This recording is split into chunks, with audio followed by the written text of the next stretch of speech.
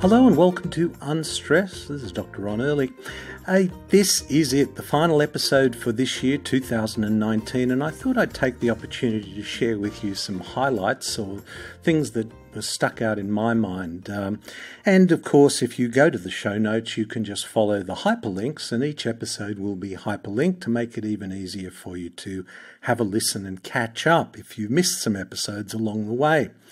Regenerative agriculture is a favourite topic of this show, and with good reason. I mean, agriculture is something that affects absolutely everyone in every single way.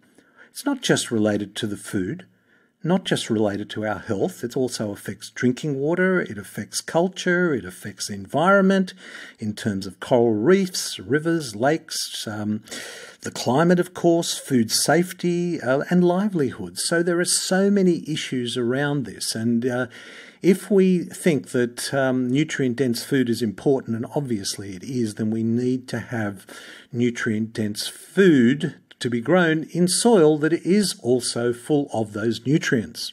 And actually we need soil. We've kind of discussed whether there are 60 harvests left if current trends continue, because soil degradation and desertification is happening as we speak. Just recently I spoke to Charlie Arnott, and there was some real pearls in that. He's talking about 3 archetypal types of animals: the worms in the soil, the bees in the air, and ruminants, all playing such an important role. And I love the way Charlie described the microbes in the soil and the fungi in the soil as a sort of the stomach of the plant, that's sitting on the outside of the plant. It was a great conversation. And Jonathan Lathan, Independent Science News, we went over some things about how the EPA tests for chemicals that we are all exposed to, and it was a pretty confronting story. Cindy O'Mara spoke of the story of wheat and the fact that the modern short semi-dwarfed high-yield wheat is higher in gluten, and it's not like the ancient grains that we have come to know and love in centuries gone by. The Emmer and einkorn wheat variety is no longer the main wheat source in the Western world. Terry McCosker spoke to us about regenerative agriculture, and Terry runs courses which have clearly inspired so many people. And I loved Terry's, the whole program was terrific, and he drew, when he said to me the ruminant urine was a wonderful thing and told me that it had plant growth hormone in it. I thought I was pretty blown away by that, because, soil is a really important thing that we need. And if you leave nature to soil, to produce soil, it takes something like 500 years to produce 1 inch or 2.5 centimetres of soil. But if animals are well managed, and, they've been demonised by so many aspects of the health discussion, but if animals are well managed in a regenerative agriculture, holistic land management way, then ruminants can produce 1 inch of soil every 3 to 5 years. Now, compared to 500 years, I think that sounds like a pretty good bet, and we need to regenerate. Sustainable agriculture is not enough. We need to regenerate the soil. And he also made the point that an organism in the soil, when ruminants urinate in the soil, it stimulates an organism called Pseudomonas syringae, which, get this, floats up into the air and seeds rain. Go back and have a listen to that podcast, that episode that I did with Terry McCosker.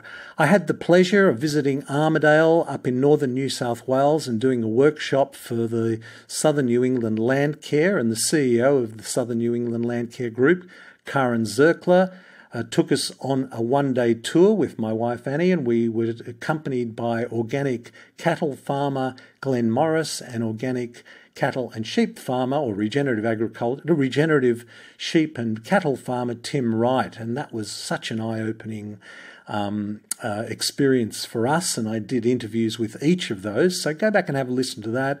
And also did a separate episode with Tim Wright, who actually, when he was showing me the map of his property, which is a 4,000 acre property divided up into about 100 different paddocks, so small paddocks, and he moves his animals around in tight herds, and he said something which was a real aha moment to me. He said, "Ron, I rest 95% of my land at any one time. I put the cattle or sheep into a paddock. They intensively graze it, urinate, trample it, defecate, spread that wonderful urine on there with plant growth hormone, and then I move them out to the next paddock, and I leave those paddocks there to recover and regenerate and grow more soil." He's a soil farmer. But I thought it was so interesting to make that analogy between resting 95% of his land at any one time, because for us, stress is not a bad thing. And if we spend 5% of our time in a stress state, hey, look, that's okay. But 95% of the time, it would be good if we were in the parasympathetic rest and digest mode. So that was a great metaphor. When Tim said that to me, I said, gee, Tim, that is a metaphor for how we should approach stress, but that's how he manages his land. I then got to speak to Nick Jacobs, the International Panel of Experts on Sustainable Food Systems, to get a global perspective of this whole regenerative agriculture movement, and that's a really worthwhile episode to go back and listen to. And then I really enjoyed talking to Professor Fred Provenza, who spoke about nourishment, his fantastic book, Nourishment and What Animals Can Teach Us About Rediscovering Our Natural Wisdom. And Fred, that was just such a fantastic episode. I mean, he shared some wonderful facts there about how wise animals are. And this is, again, giving another perspective to the important role that animals play in our world, in our lives, and have played for millions of years. He also made the point, which I thought was rather interesting, and said that plants actually communicate with one another. When they are being attacked, they tell other plants they are being attacked and release chemicals which warn them of other plants of that attack and try to resist the attack of whatever is attacking them.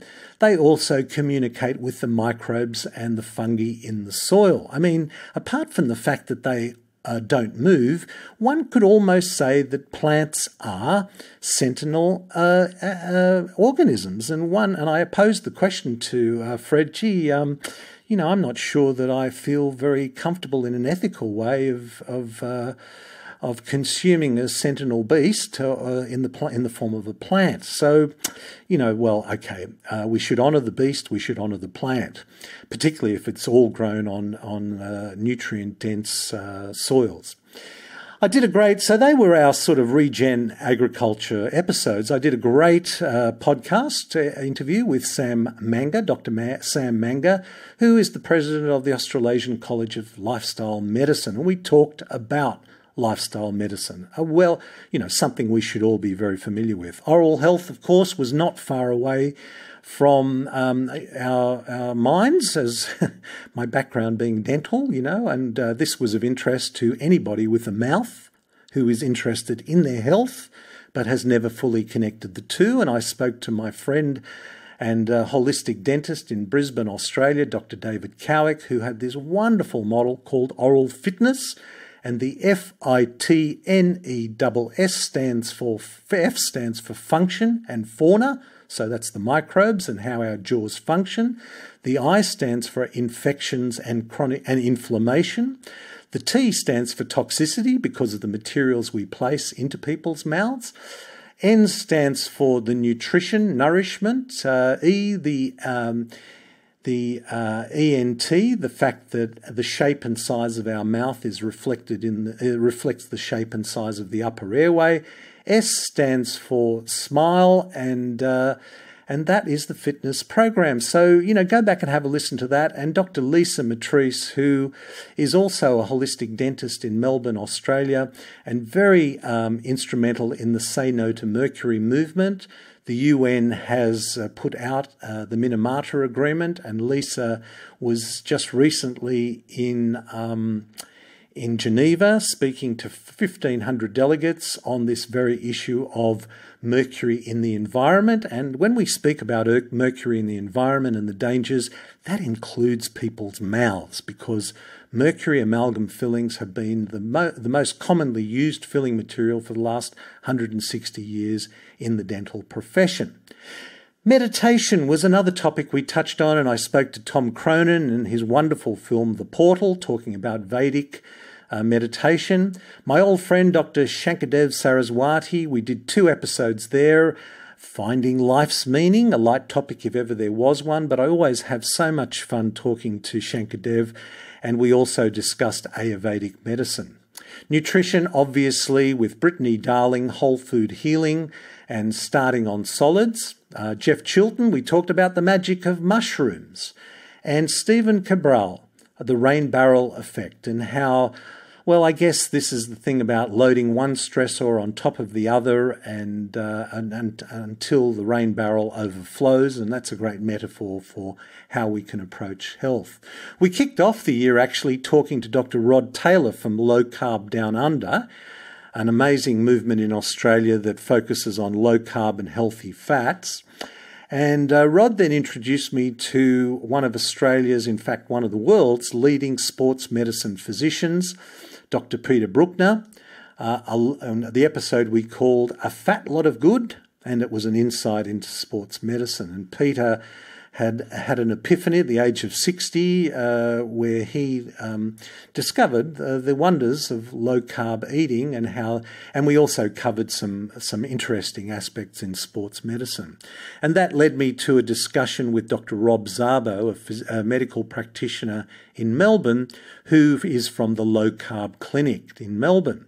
And Rob described his own personal experience with type 2 diabetes as a doctor, and we discussed the standard advice that is given by medical practitioners who are approaching this until they themselves experience type 2 diabetes, as Rob did, and then had an epiphany himself. And if you are pre-diabetic, if you are diabetic, or if you just want to avoid diabetes, which, as you may or may not know, is an absolute epidemic in our modern Western world, then that episode with Rob Szabo is well worth a listen to. Environmental health, and putting your own house in order is another focus that we have on this program. I mean, you could be on the best diet in the world, taking the best supplements, meditating, exercising, but if your own house has problems, and by problems we're talking about mycotoxins such as mold, that can be absolutely devastating to your health. Amy Skilton, the episode A Compelling Story on How Devastating Household Mold Can Be, was a tremendous example of that. And Nicole Bilgemer, who is doing her PhD at the Royal Melbourne Institute of Technology and has written some fabulous books on home biology. We had a terrific episode with Nicole talking about that very subject, about how to assess your own home.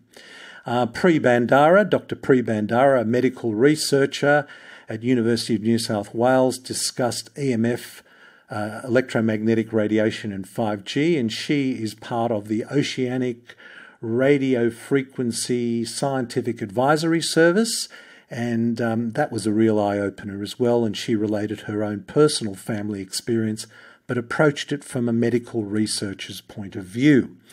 Lisa Matrice, of course, was talking about, I mentioned her in the oral health review, if you like, but it's also a big factor in the environment as well. In fact, it is illegal for a dentist to put any scrap mercury amalgam into the garbage or toilet or down the sink, but it is legal for them to, the only place it is legal to put dental mercury amalgam. As I said, you're not allowed to put it in the garbage, the toilet, or down the sink. The EPA will come down, the Environmental Protection Authority will come down very hard on you with that. But according to the authorities, the only safe place to put mercury amalgam filling is in a human being. Now, I pause for a moment, because if the logic of that, You kind of go, what did he just say? Did he really just say that? Yes, I did. And that is why it's so important to take control of this environmental toxin issue yourself. It's an overwhelming issue. It's an overwhelming problem. But the good news is that with information comes power, and by making informed decisions, you can reduce your chemical toxic load by 80 or 90% and your EMF, Wi-Fi, 5G load by similar amount. So, you do have control over this, and you should not rely on the authorities to protect you. We also covered the topic of vegetables because plant-based vegetable diet has come in for a lot of attention, and veganism is a very strong and powerful movement. And my own view on that is that the ethical issues surrounding being a vegan, and that is the cruelty of animal agriculture, industrial animal agriculture, are really a problem. I mean, I have no argument with that. I think it is cruel the way animals are put into feedlots, into pens, into sheds and crammed in and force-fed, and that is a problem. What is not good for the animal is not good for the human, and what is not good for the human or the animal is not good for the planet. So I have absolutely no argument about that. But to imagine that just eating vegetables, where literally millions of acres of land are cleared and smaller animals are exterminated in the process, I mean literally billions of animals, and I don't know whether size counts here, but I think an animal is an animal. And I think we should respect all animals. So the use, avoiding animals is not the solution. Managing them properly, as we started talking about in this review, through regenerative agricultural techniques and holistic land management is the answer in regenerating soil, regenerating healthy soil, not having an adversarial approach to microbes in the soil, and learning how to nurture healthy microbes, healthy mycorrhizal fungi, healthy animals, healthy plants, and healthy animals that eat those plants and regenerate the soil. That is the answer, and I do not believe veganism is the answer. But ethically, I agree with them about the cruel treatment of animals. But hey, if we're going to talk about animals, let's talk about all animals here, and let's not ignore the fact that if you're on just a plant-based diet, to imagine that animals are not affected or exterminated in the process of growing those plants is naive, to say the least. And of course, if you think plant-based nutrition is the only way, well, let's just pause for a moment. And that great episode I had with my friend Maria Hunt, where we talked about a healthy bum and specifically oxalates, was a great episode. Now, every single day your body sends you a message, and that's like your own private health report. And it comes in the form of what is in the toilet bowl. And if you want to reference the Bristol stool chart as to what constitutes healthy bowel movements, then that gives you a reasonable idea of how you are doing nutritionally. You might also look at your skin. You might also think about your mood, because mood and food are connected. But your bum gives you a great laboratory report each and every day, and it doesn't cost you a cent. So pause for a moment, for a week or two, and review everything you put in your mouth and see how that translates to a toilet bowl report card. But Maria also spoke about oxalates as a potential problem in plants. And while we were at it, we also covered the fact that phytates, salicylates, FODMAPs stands for fructo, oligo and disaccharides, and monosaccharides and polyphenols as components of vegetables that are potentially damaging to a person's health. So how about that? Yes, plants are an important part of our diet, I guess. We're often told that. I've often espoused that. But hey, let's remember we're all individuals, and if oxalates, phytates, salicitates, or FODMAPs affect your health in an adverse way, vegetables may not be everything they're cracked up to be. So, the year in review, I hope I've covered a few topics there. There'll be hyperlinks to each of those episodes in the show notes, and Again, don't forget to go and leave us a link, a review on the iTunes. There will actually be a link on the show notes to make it really easy for you to do that. 2019, wow, what a year. What a year it has been. And, we could be excused for feeling a little bit despondent. We seem to be polarized, more polarized than ever. I had a very interesting insight into that polarization, listening to other podcasts as well, and the whole idea of mental health and connection is so important.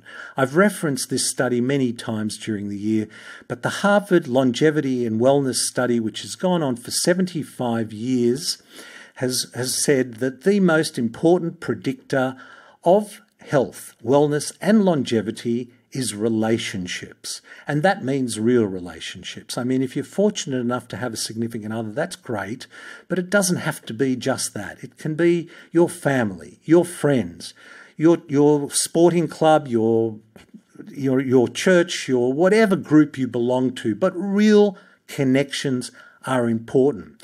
And there was another interesting study that was done which said about 25 years ago, that asked the question, if something serious happened to you, how many people could you rely on? And 25 years ago, the average was about 2.5 people, which is rather reassuring because, having 2.5 people you could rely on is pretty darn good. Today, that study was redone just in the last 12 months, and the average response was 0.7 of a person. Now, what does 0.7 of a person look like? Well, go onto any public space and watch how people are relating to each other. They're looking down on their phones, they're not engaging with each other, and there you have the 0.7 of a person. But the important point here is that with our attention economy, where we click on, we are literally clickbait, it is so easy to become polarized because we're grasping at connections and we love certainty.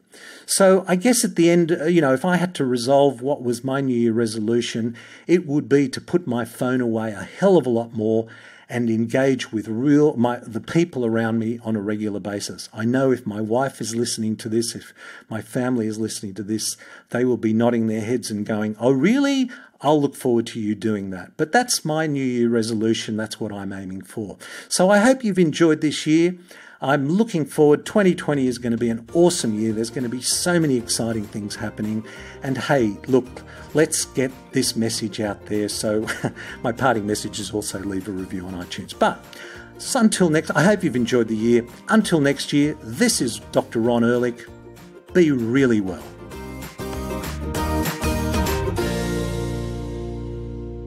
This podcast provides general information and discussion about medicine, health, and related subjects. The content is not intended and should not be construed as medical advice or as a substitute for care by a qualified medical practitioner. If you or any other person has a medical concern, he or she should consult with an appropriately qualified medical practitioner. Guests who speak in this podcast express their own